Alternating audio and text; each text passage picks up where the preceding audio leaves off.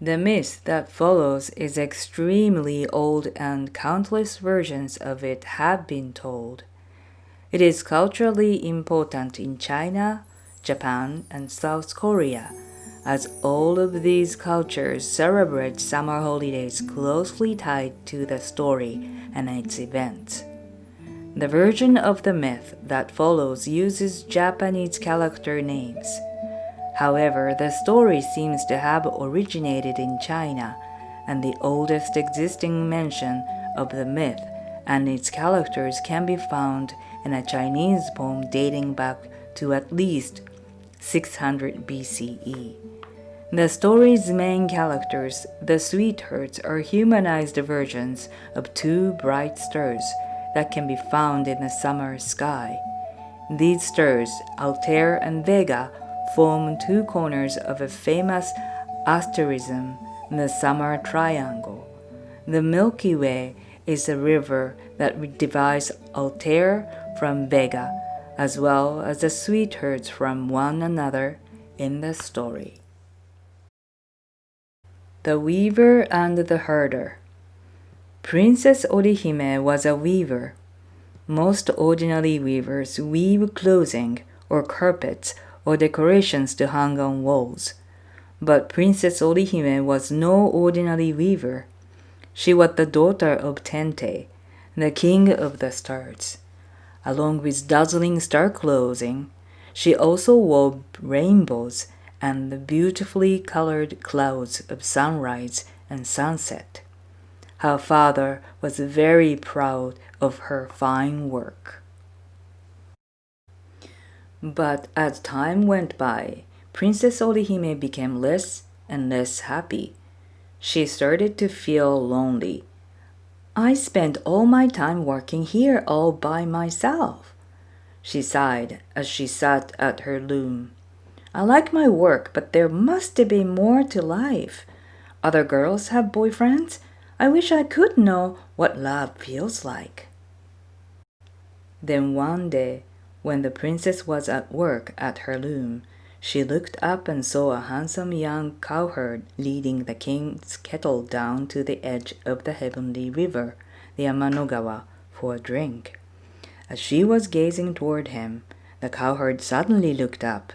Their eyes met, and he smiled. Princess Orihime shyly smiled back. After that, Princess Orihime watched for the arrival of the cowherd every day. The cowherd always brought the kettle to the same spot, and he always smiled and waved at her. Finally, one day, she got her courage up. Leaving her loom unattended, Princess Orihime went out for a walk at just the time when she knew the cowherd would be arriving. Soon, the two were walking together along the banks of the Amanogawa. The cowherd's name, it turned out, was Hikoboshi.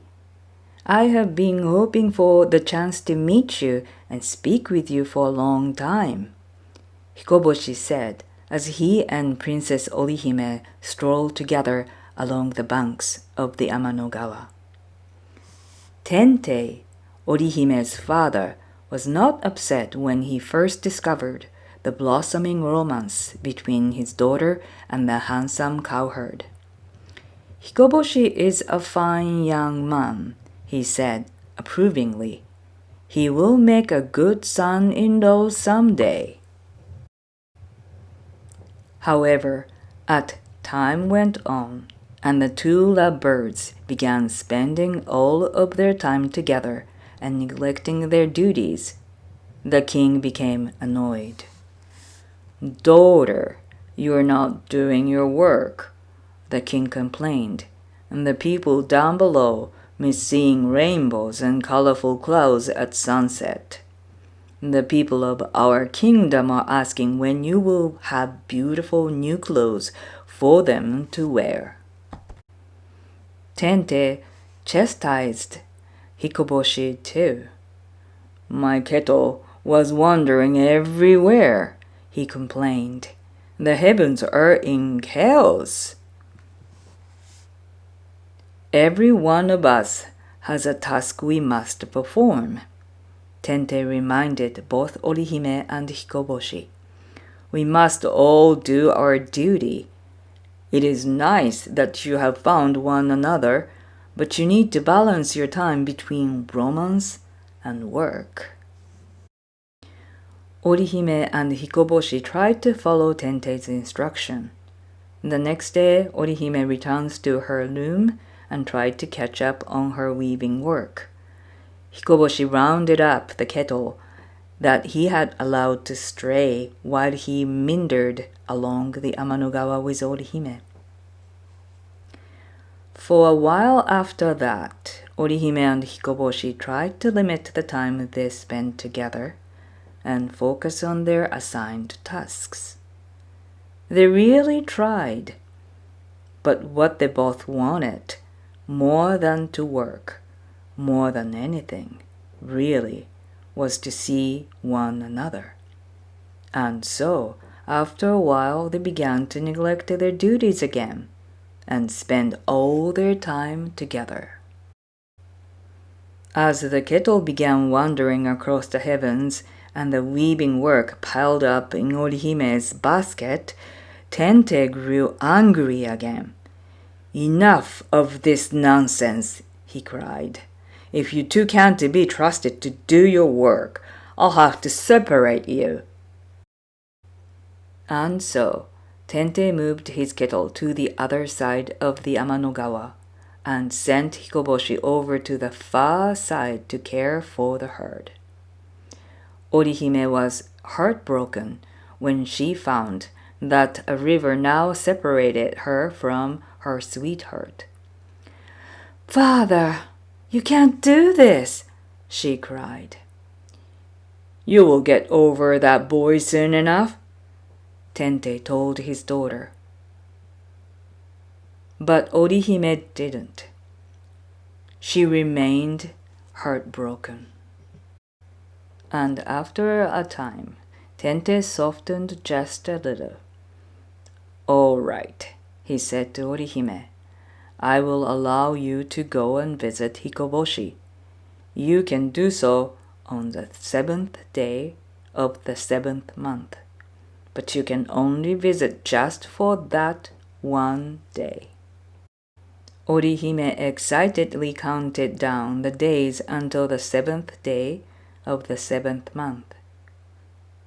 Unfortunately, on that allotted day, it rained especially hard, and the waters of the Amanogawa were high and dangerous.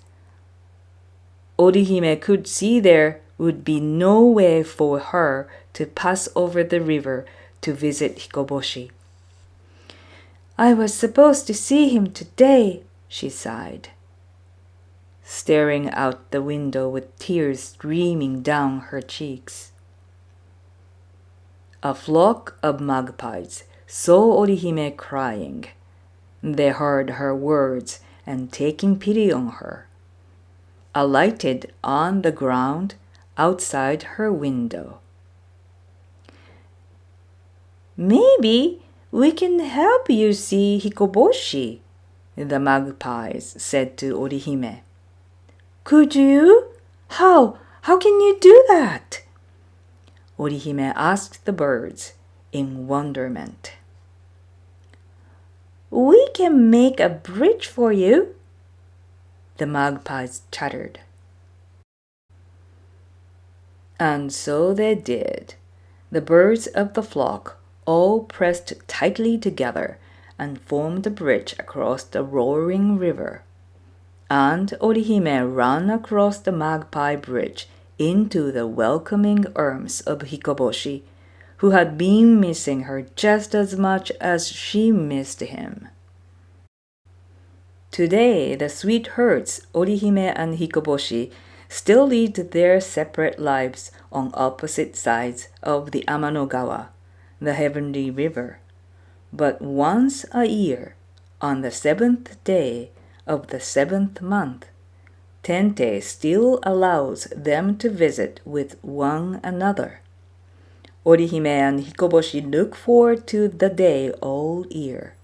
and if the rain makes the Amanogawa too difficult to cross, the magpies are always willing to build a bridge so the sweethearts can run across into each other's arms. The sweethearts in early summer. The weaver girl and herder boy from the ancient myth are humanized versions of two bright stars you can easily find in the summer evening sky. The herder boy is the star Altair, the weaving princess is Vega. In early summer, around the summer solstice, the sweethearts are visible in the east. To find Altair, look straight east. Altair is a yellow-white star that sits rather low in the sky. Vega will be higher up and to the left of Altair.